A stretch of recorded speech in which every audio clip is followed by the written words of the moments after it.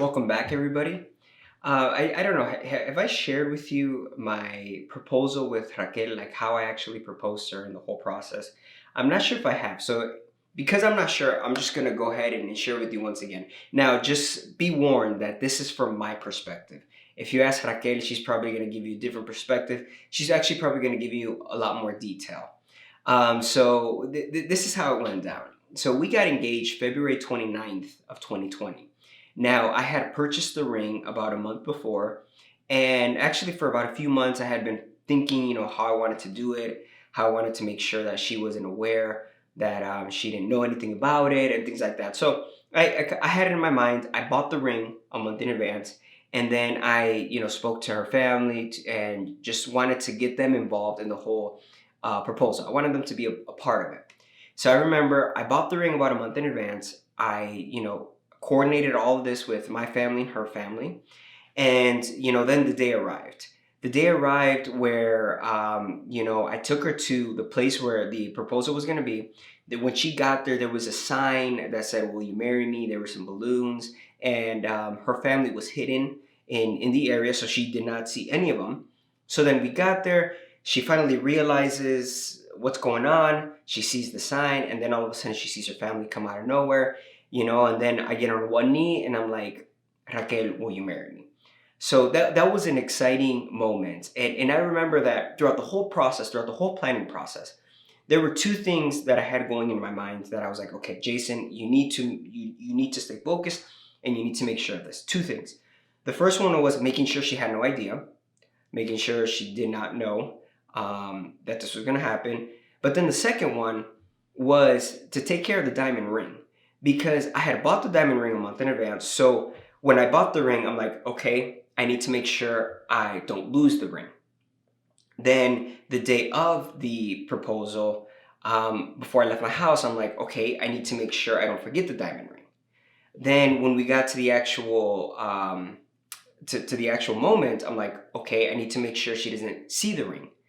Then the moment of when I got on my knee, I'm like, okay, I need to make sure I do not drop the ring. Because see, I had seen a bunch of YouTube videos, proposal fails where the guy takes out the ring and the ring falls, and sometimes it falls into the water, or a bird snatches it, or he opens the box and the ring's not in there. I'd seen a bunch of them. So for a full month, and the moment of, I was like, the ring, the diamond ring, the diamond ring. I cannot lose this diamond ring. Nothing can happen to this diamond ring because if there's no diamond, there's no engagement. So for this whole time, I was like, okay, the diamond ring, the diamond ring.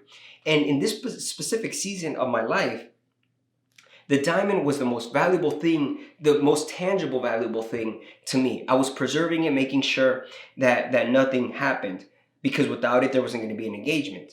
See, now many of us, we have things that are very valuable to us, things of value. It can be a car, it can be a watch, it can be a house, it can be some kind of jewelry. But for many of us, it's actually our phones. Honestly, if we're honest, our phones are our most valuable things at the moment. If we lose it, oh my God, our world completely shatters. We have everything in our phone. We have our information, we have accounts, we have everything. So those are all things that are very, very valuable to us. And if you ask people in general, what are the most valuable things that are tangible? A lot of people are going to say it's gold, it's silver, it's diamonds. We have these things as being the most valuable. When we look at the book of Job and we look at chapter 28, we see that within the things that he declares and he says that are in chapter 28, he lists things that are very valuable. Diamonds, gold, silver, all of these things he considers to be valuable that are tangible. But then he specifies something that is very special, that is very valuable, that's actually intangible. Look at this, chapter 28, verses 15 and 17. It says, "Wisdom cannot be bought with gold, and its cost cannot be weighed in silver.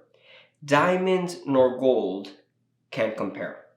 Job is talking about how valuable gold is, silver is, diamonds, but he seems to put wisdom above all of that. He puts wisdom above gold, above silver, above diamonds. And if we're honest, we actually really, really value wisdom. Because when we're going through tough times, who do we go speak to? Do we go speak to the people that have the most money, or do we go speak to a person that we're like, okay, that person's wise? Do we go speak to just whoever, or do we have specific people that we talk to that are wise, that can give us advice? We value wisdom. That's why we go to certain people when we're going through tough times. So we can agree that wisdom is valuable. But then my question is why do I need wisdom? Why is it so valuable? Why do I need it? One of the reasons we really, really need wisdom in our daily lives is to make better decisions.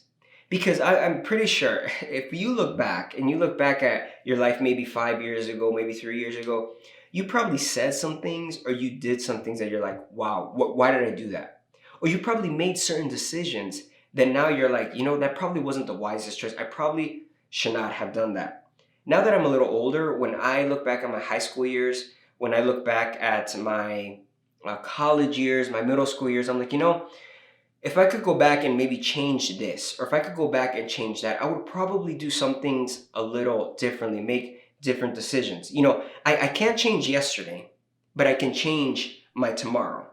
And see, wisdom does not mean I'm never going to make mistakes. It means that I'm going to make better decisions. When you seek wisdom, when you have wisdom, you are able to understand and maintain yourself in God's will and not your will. You're able to make decisions according to the will of God versus according to your will. That's why there's a big difference between wisdom and knowledge, because you may know something, but wisdom is taking what you know, applying it, and moving in the correct path. That is why when we seek wisdom, when we have wisdom, we'll make better decisions. But also, when we have wisdom, we are able to preserve that which is good. Look at what Ecclesiastes chapter 9, verse 18 says. I really like this verse. It says, wisdom is better than weapons of war, but one fool can destroy much good. In other words, if you're wise, you are armed and prepared. You are armed and dangerous. But if you're ignorant, you're going to destroy all the good things that you have. Now look at this. Have you known somebody that has had something good in their life, but they've ruined it? When you look back and you're like, wow, that person had a good relationship and they ruined it. You're like, wow, that person had a good friendship and ruined it. Wow, that person had a good job and they ruined it. Don't look at anybody. But do you know people like that? See, wisdom will give us the tools to be able to stand strong in difficult times and not fall, but also not destroy the good things God has given us. Also not to destroy what God has given our lives up until this point. So wisdom will help you preserve that which is good, and it is your weapon in tough times. That is wisdom. So then you may be asking, how do I obtain this wisdom? How do I obtain wisdom? A lot of people will say that wisdom comes with age and experience, which is correct. The older you get, the more you learn, the more experience you get. But I like that the Bible doesn't limit it just to age. The Bible says the following thing in James chapter 1, verse 5. If you're lacking wisdom, ask God for it. Ask God for it. So if you feel like, you know what, I wish I had wisdom. I do not feel like I have wisdom. The Bible says, ask God for it. So how do we see this wisdom? How do we see it in our life, and how is it reflected? Job chapter 28, verse 28 says the following. It says, see, the fear of the Lord, that is wisdom. And to turn away from sin, that is understanding. The fear of the Lord is wisdom, and to turn away from sin is understanding. See, fear of God does not mean to be scared of him. It does not mean to be afraid of it. It means to have reverence and admiration. See, when you revere and you admire somebody, you are attracted to them. You will do anything to make them happy. You will do anything to please them, to be right before their eyes. You are willing to do anything for them. That is what fearing the Lord means. It means reverencing him and admiring him to the point where you will do anything for him, anything to please him. And then it says, and to turn away from sin.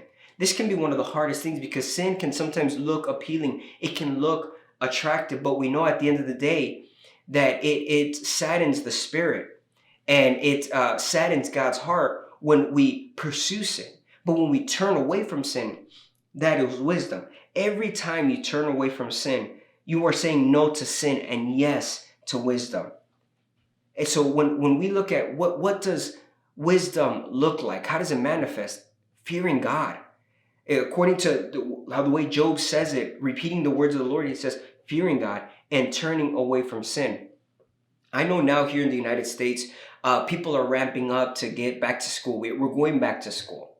If you're going back to school, either be elementary, middle school, high school, or you're going to start a new job, or you're just going back to work, or whatever it is that it may be, I want to encourage you to seek wisdom. I want to encourage you to value wisdom over anything else. You know, I can have all the gold and silver, but if I lack wisdom, I lack it all. But I can have little gold and little silver, but if I have wisdom, I know that I will live a better life. I will make better decisions. I know that my life is going to be a life of fearing God and turning away from sin. So I want to encourage you, young person that is watching this at this moment, that when you're in school, you know, seek God's wisdom, and what you can do to continue being in His will and to help you turn away from any sin and to help you fear God wherever you are. So I encourage you, seek wisdom, and I will see you guys next week. Take care.